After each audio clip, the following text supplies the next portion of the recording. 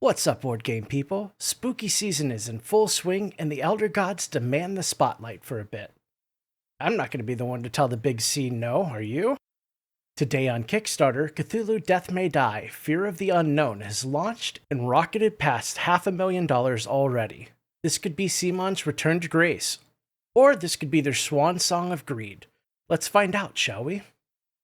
First, I don't get any money from game companies or publishers for making my videos. Way back before we had app-connected games, before there was the internet, before Tom Vassell found his hat. Way back in July of 2018, the original Cthulhu Death May Die found it on Kickstarter. Okay, so maybe it wasn't that long ago, but with everything that's happened since, it sure feels like it. Under the watchful eye of Eric Lang, Death May Die rose to be what many consider one of CMON's best games ever. Lang paired with Rob DeVieux to design and ultimately birth the game based off of H.P. Lovecraft's lore as a fresh new IP for CMON. The initial campaign brought in $2.4 million, and it came with Season 2 in tow.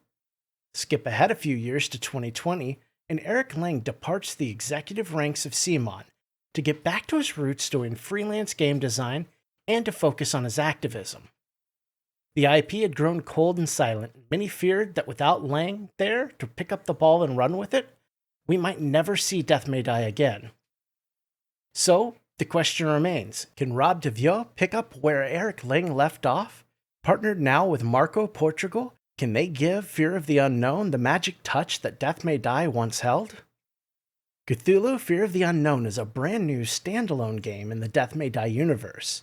It brings with it upgraded rules and sets new investigators against new challenges spread across 6 episodes, ruled over by 2 imposing elder bosses, complete with their own boxes. In the game, investigators are facing their fears that threaten to let their minds be taken by insanity, all while trying to disrupt a cultish ritual, summoning an Elder One who will consume the world. Interrupting the ritual leaves the horror vulnerable and should hopefully allow the investigators to bring its existence in this plane to an end. The new game is backwards compatible with the first 2 seasons of content. A new modular rule system allows you to use the Unknown Monster dashboard to bring a random set of monsters into any season's investigations. The unknown relics added to the game will prove a powerful boon to the investigators once they start to go insane. Sadly, they haven't given us much in the way of gameplay on the project page. I'll have to leave it to you whether you have the stomach to watch the videos attached to the page. Let's hop on over and take a look at the pledge level. Yes, you heard that right. This project is starting with only a single pledge level, coming in at an innocent $100. The unknowable pledge includes the Cthulhu Death May Die Fear of the Unknown core box and stretch goals. You can be sure they'll have new pledge levels coming online and other things to wring that money from your wallets, but you'll have to wait to find out about them over the next 13 days. At this time, there are no add-ons. Expect the usual fare of upgraded this or that to come spilling out throughout the campaign. There have been rumors of the Unspeakable box and several of the other items from the previous campaign being offered. Stretch goals. Oh, the CMON stretch goals. Some believe these are worth their weight in gold. Me, I just like to see what they'll roll out. So at the launch of the project, no stretch goals were visible, but now we're seeing the normal parade of stretch goals being offered at arbitrary values designed to keep the hype flowing. CMON's always been good at this. So far, the scope of the stretch goals is stretched from new investigators and minis for them, to expensive to unlock cards, and onto my favorite, some interesting monster minis. Yug is fantastic and wacky, but the cats from Jupiter really caught my eye. Laying eyes on it brought pictures of the lion cat from the Saga comics to mind. This is one I know my wife will want painted. Overall, expect to see many more stretch goals offered in the coming days, at ever-widening funding gaps. They tend to sprinkle in the add-ons to help move the numbers along, but they don't have much time for FOMO crafting in a 14-day campaign. Shipping is posted near the bottom of the page. Again, these are likely estimates and subject to change. If you notice, there are 2 other columns that are currently hidden on the chart. Expect that the more you buy along the way, the more expensive this is going to be. The initial cost for the core game is high for almost every destination. And I know that people are going to say they calculated the stretch goals in for shipping. I'm sure they did. But your stretch goals are tiny little miniatures that weigh next to nothing, maybe a few cards, and that's it so far. And all of them come in a smaller than core-sized box. It simply should not cost that much to ship 2 boxes. Here you're paying for freight, packing, and any other fees that normal companies would factor into the cost for backers or that they would eat. You'll pay a premium for those exclusive minis. So let's get to my thoughts on this one. First off, I feel like I should say that I'll be complaining all the way through the pledge manager on this one. Meaning I might gripe, but I'm interested in the project. I want to see it do well. I would love for CMON to at least pretend to be run by human beings, and not money-hungry executives who have no idea that a D12 exists. I have Season 1 and 2. In fact, I have everything minus one of the boxed monsters, and that giant Cthulhu thing. I want this to be a worthy follow-up to the first 2 boxes.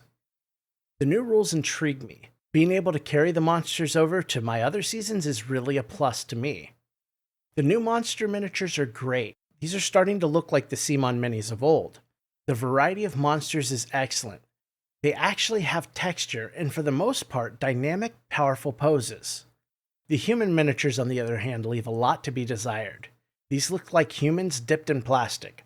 They're flat, they lack the wonderful texture of the monsters, and for the most part, the expressions on the miniature look like someone trying to emote after a full round of Botox. The concept art is great and has style and attitude. Sadly, that didn't carry over to the miniatures so well. The most striking absence is the age of the investigators. The miniatures have a young or ageless look, whereas many of the concept portraits show the ages of the characters quite well. It's nice that the cultists seem to be provided in 3 different poses.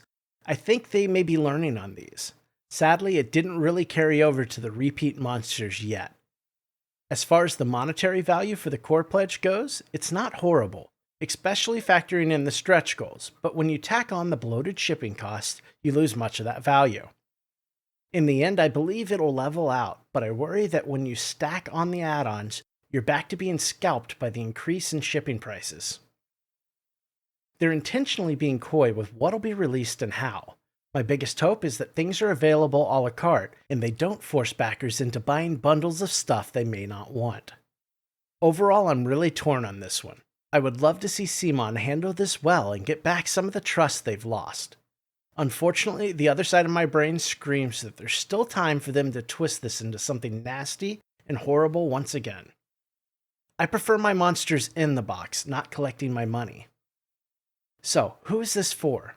If you've been interested in Death May Die but you've never tried it out, this would likely be a great place to jump in.